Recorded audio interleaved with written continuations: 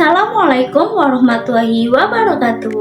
Halo semuanya, pernahkah kalian merasa semangat belajar naik turun? Atau mungkin bertanya-tanya, sebenarnya apa sih yang mendorong kita untuk belajar dan meraih sesuatu?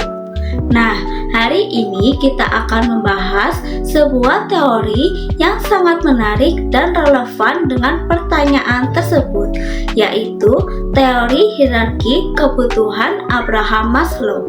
Teori ini tidak hanya menjelaskan motivasi manusia secara umum, tapi juga sangat berguna untuk memahami motivasi belajar kita. Sederhananya, motivasi adalah dorongan atau alasan yang membuat kita melakukan sesuatu. Dalam belajar, motivasi adalah kunci utama untuk meraih prestasi. Dengan motivasi yang tepat, tantangan belajar justru bisa menjadi hal yang menyenangkan dan memuaskan. Abraham Maslow adalah seorang psikolog humanistik yang terkenal dengan teorinya tentang hierarki kebutuhan. Beliau percaya bahwa manusia termotivasi untuk memenuhi kebutuhan-kebutuhan yang tersusun secara hierarki dari yang paling mendasar hingga yang paling tinggi.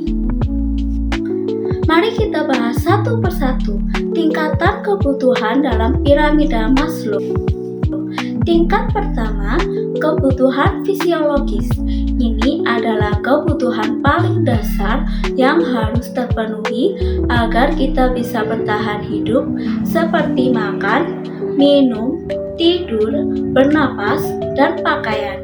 Jika kebutuhan ini tidak terpenuhi, bagaimana mungkin kita bisa fokus belajar?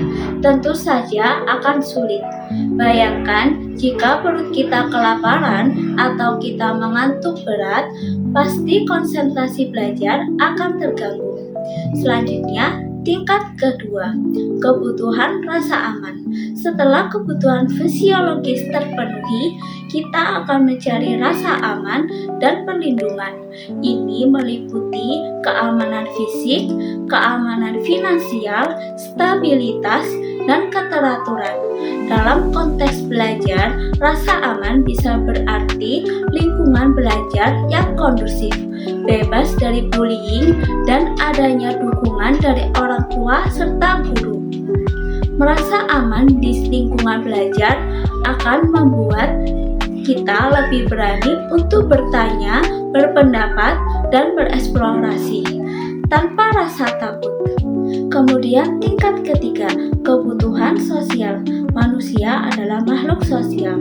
Kita memiliki kebutuhan untuk dicintai, diterima, dan menjadi bagian dari kelompok. Dalam belajar, ini bisa berarti memiliki teman sekelas yang suportif, merasa diterima oleh guru, dan adanya rasa kebersamaan dalam mencapai tujuan belajar. Ketika kita merasa diterima dan memiliki hubungan yang baik dengan orang-orang di sekitar kita, semangat belajar pun akan meningkat. Kemudian tingkat keempat, kebutuhan akan penghargaan. Setelah merasa dicintai dan diterima, kita akan membutuhkan penghargaan dari diri sendiri atau orang lain. Ini termasuk rasa percaya diri, kompetensi, pengakuan, status, dan rasa hormat. Dalam belajar, meraih nilai bagus, mendapatkan pujian dari guru, atau berhasil menguasai materi pelajaran dapat meningkatkan rasa percaya diri dan motivasi. Merasa kompeten dan dihargai atas usaha belajar akan memicu kita untuk terus berkembang. Kemudian tingkat kelima, kebutuhan aktualisasi diri. Ini adalah tingkat kebutuhan tertinggi, yaitu keinginan untuk mengembangkan potensi diri sepenuhnya menjadi versi terbaik dari diri kita dan mencapai pemenuhan diri dalam konteks belajar. Ini berarti mengejar ilmu pengetahuan dan keterampilan yang sesuai dengan minat, dan bakat kita, serta memiliki tujuan belajar yang bermakna bagi perkembangan diri. Ketika kita belajar karena memang kita ingin dan merasa itu akan membawa kita menjadi pribadi yang lebih baik, maka motivasi belajar kita akan sangat kuat dan berasal dari dalam diri. Jadi, bagaimana teori Maslow ini berkaitan dengan motivasi belajar? Ketika kebutuhan di tingkat bawah terpenuhi dengan baik, kita akan lebih fokus dan termotivasi untuk memenuhi kebutuhan di tingkat yang lebih tinggi, termasuk kebutuhan untuk belajar dan mengembangkan diri.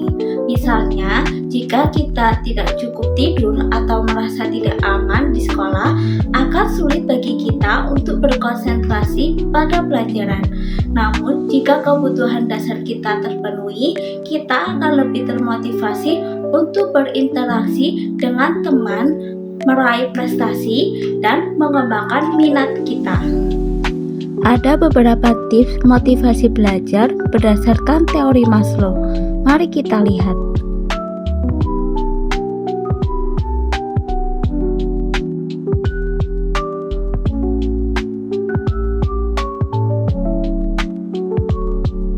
Kesimpulannya, motivasi belajar itu penting untuk meraih kesuksesan. Dengan memahami hierarki kebutuhan Maslow, kita bisa lebih menyadari faktor-faktor apa saja yang mempengaruhi semangat belajar kita dan mengambil langkah-langkah yang tepat untuk meningkatkannya. Ingatlah, setiap langkah kecil dalam belajar adalah investasi untuk masa depan yang lebih baik. Tetap semangat dan teruslah belajar. Semoga video ini bermanfaat. Terima kasih.